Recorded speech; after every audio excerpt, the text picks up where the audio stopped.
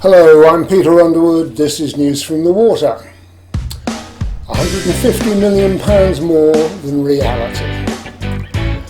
Hard on the heels of providing the Charity Commission with falsified versions of its annual report, a whistleblower has pointed out that Canal and River Trust has been misleading the Charity Commission for years.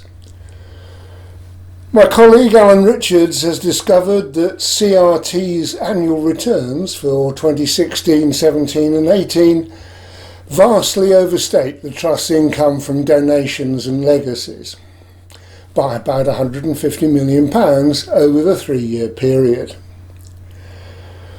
I asked him, what's going on? I mean, what's going on? Let's talk about this double counting, really, is what it is, isn't it? Well, I think what's going on is perhaps what whistleblower 1 has said to me. And he said they routinely alter information going into annual reports. Yeah. But this is the first time they've altered information after an annual report has been approved by the trustees. And I think there is a general history of Canal and River Trust altering information. Coming back, Alan, to these figures. So for 3 years, they added £50 million, which in fact had come with an additional grant from government, into the donations column in the report for the Charity Commission. Exactly. It's been added in, and it should be showing there as a separate figure, as you can see. It's the line above, isn't it? It's the line above. Sorry, they've left it as a separate figure as well, haven't they? Yeah. I mean, what you're showing in the Charity Commission financials there is 50 million coming from government and 50 coming as a donation as well. Well, 50 million. Yeah, I'm just really asking that the annual return is corrected to show the actual situation. I've looked at what I was told, and it's exactly right. If you take the figures for 2016, there is a £2.5 million difference. You look in the annual report, it says incomes, donations and legacy, 2.5 million. And the same with the 2 other years. And it just really needs to be corrected because, they have real difficulty in getting in donations, and people that look at it will say, why have people stopped suddenly donating? They won't take it, they won't sort of query it, will they? No.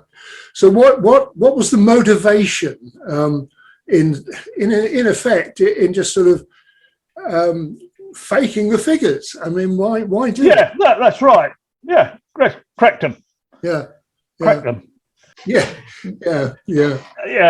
I mean, what was the gain from CRT's point of view, though, in doing I can't really see why they should, what the gain is, apart from maybe they wanting to present to the public and potential donors that they're very successful in getting donations in. I mean, that's the only possible thing. But on the other hand, now that's changed because it will stick out like a sore thumb to potential donors that their apparent income from donations and legacies has dropped through the floor. So, but at the time, they might have been wanting to mislead. I mean, we have to remember that even now, we're getting on for 10 years into the trust, that their latest figure as 6 million, and quite a lot of that came from people's postcode lottery. Yeah. And there seems to be about 300,000 in legacies. It's shown elsewhere on this report. And very little, friends is sort of ticking along. But they're only just about breaking even on this voluntary income, let's say. Yeah. Otherwise, it's just a genuine mistake. A little bit of trouble with that. Why did it happen for 3 years? Yeah. Yeah, Yeah, quite. Why hasn't it picked up? These people are meant to be professionals. You've got accountants with strings of letters after their name, etc. You've got their own internal audit organisation. The trustees have got a subcommittee that looks into auditing. So there's no particular reason it should be an error. That's what a financial director is for, isn't it? Yes, well, the financial director prepares this paper. I think it's submitted almost certainly by the governance people, Tom Deards.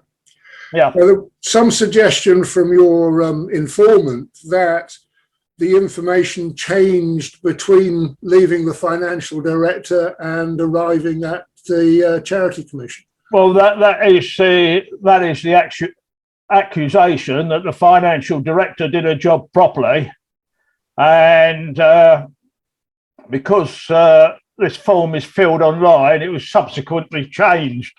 Yeah. And she didn't know it. Well, the accusation is she didn't know anything was going on for 3 years, and then she found out. She put a stop to it, and she left. In any event, Alan, we're still left with very, very senior people at the top of CRT messing with figures again. Well, yes. Yes. The thing that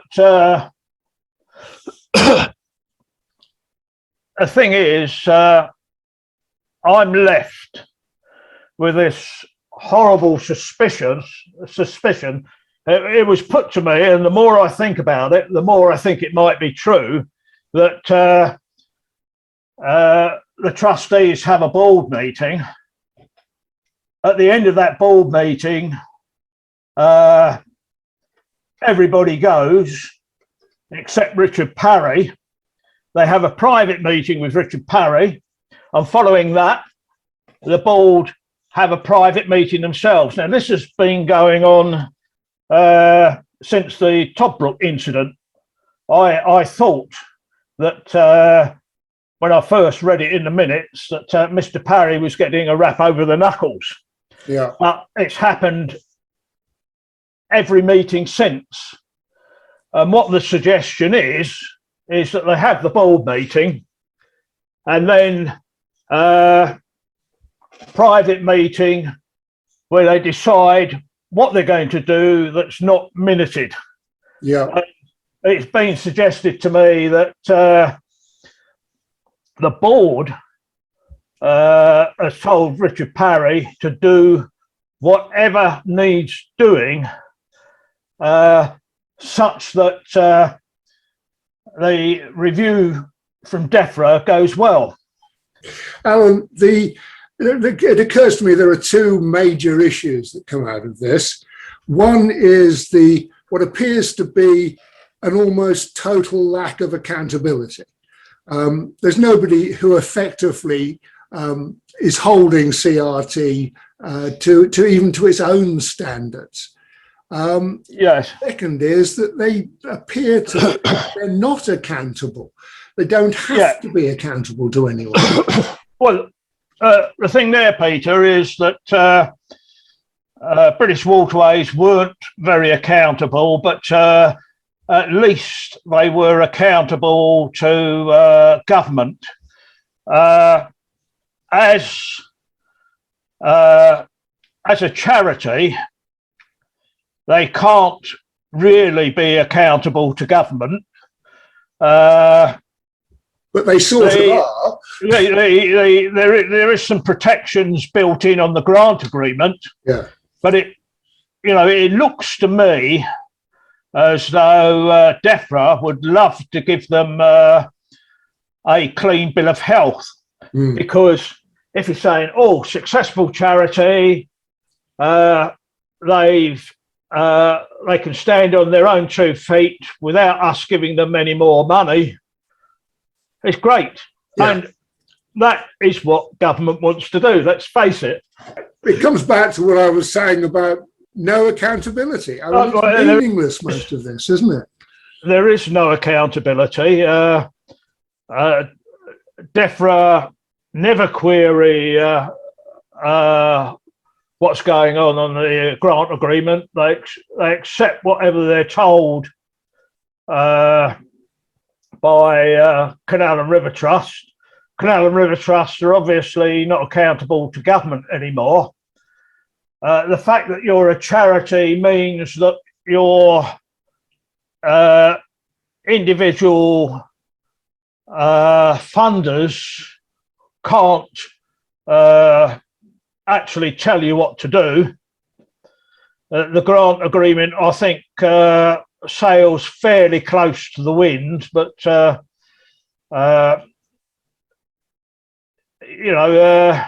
it's just not accountable because DEFRA don't want it to be accountable. All right, mate. Look, thank you very much once again. Okay. It's been really good. New or simply recycled for a PR crisis? Now, there are times when you have to wonder whether Canal and River Trust senior managers are capable of making a simple, factual and honest statement. The National Association of Boat Owners has called them to account over their claims this April to have formed a new cultural heritage group. The previous group apparently last met in 2017. Now, NABO's request for contact details for the chair, architectural historian Nigel Barker-Mills, went unanswered by CRT, but NABO tracked him down and wrote to him anyway. Nigel Barker-Mills wrote back to say that although the advisory group has a new title, it's just a reformation of the earlier heritage group, of which he was also chair.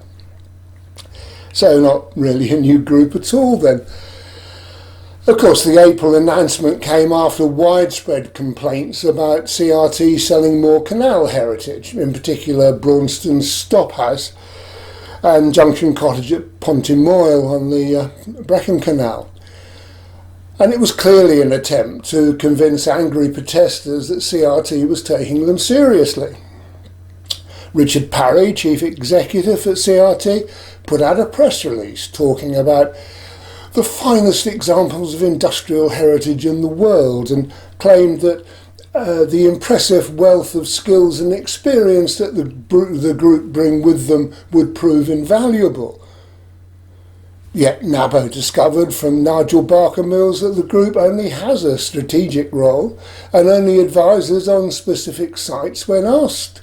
So it could only intervene in specific sales if CRT asked it to do so. All of which leaves NABO asking why CRT was happy to let the work of the group lapse in 2017, only to resurrect it in 2021 with a national press release. It must be a coincidence, surely, that it happened just as NABO and others were raising concern at the continued disposal of CRT's historic buildings, many of which have been deemed to be protected operational assets according to the agreement with DEFRA. But of course, as CRT apparently has not submitted the required annual report to DEFRA's protector of assets, necessary should a protected operational asset be sold, Perhaps nobody will notice. Islands in the stream. Most boaters will be familiar with the summer islands of weed that break free and have to be gently pushed aside as you travel along the waterways. And at Wellingborough, on the bank of the River Nene, at Whitworth Mill, they are now creating artificial floating islands of wild plants. But these ones are going to be held in place to give an industrial concrete bank a more natural look. It's part of the Nenescape Landscape Partnership's Resilient River Project, what a title, which aims to improve the biodiversity and aesthetics of the area with benefits both below and above the waterline. Victor Zikas from River Nene Regional Partnership said, "Once fully established, the floating ecosystems will offer multiple benefits to the environment, the above-surface vegetation significantly increasing the diversity of plants on this stretch of river, creating a pollinating green corridor, which offers cover for small bird species." The floating ecosystems are attached to weighted steel cables by large rings, which allow them to float up and down to match the current water levels, meaning they shouldn't pose any flood risk. Planning a picnic on the Lee. The fight against the so-called safety zones on the River Lee goes on, and this Sunday the National Bargee Travellers Association is staging an open-air picnic and informal discussion outside of Here East in the Olympic Park to help plan future actions. NBTA has been very successful with its all-encompassing approach, involving as many boaters as possible in discussing issues and developing protest actions. It's an approach that works well with the articulate, young and enthusiastic London boaters, and means they stand united and keep ideas and the pressure on CRT flowing. The event is informal, with everyone asked to bring their own picnic and seating, and you can get there by the Hackney Wick or Stratford East stations with a free bus to Here East. Boats to the rescue. Researchers at MIT in America have been working with Dutch scientists on self-driving boats that can operate as fleets and can deliver people and goods and connect with other rowboats, as they call them, to form a range of shapes. Self-driving boats have been able to transport small items for years, but adding human passengers hasn't been realistic due to the small size of those vessels. But now a full-scale version is being built in Amsterdam, which is 4 metres long and aims to carry anywhere from 4 to 6 passengers at a time. A half-size version has already autonomously navigated the canals, that means nobody's there steering it, of Amsterdam for 3 hours, collecting data, and returned back to its start location with an error margin of fewer than 7 inches. Now that's quite impressive. The intention is for the rowboats to be self-assembling into connected multi-unit trains, a strategy inspired by how a colony of ants can transport food without communication. In fact, there's no direct communication between the connected rowboats, and only one leader knows the destination.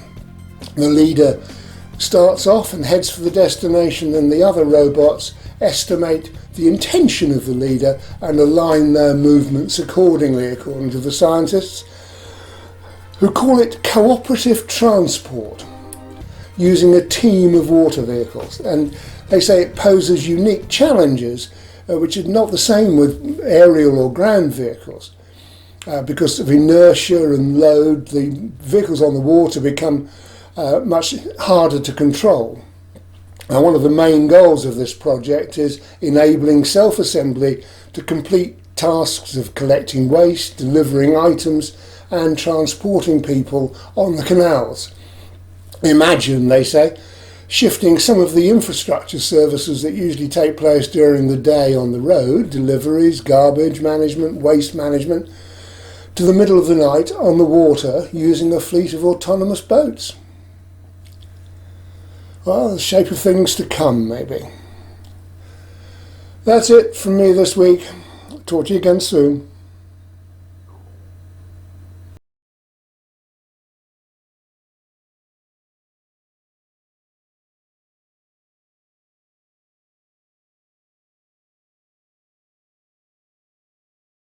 We need video and photos of all aspects of the waterways. Email files to peterunderwood2@gmail.com with your name and a brief description of it and where and when it was shot.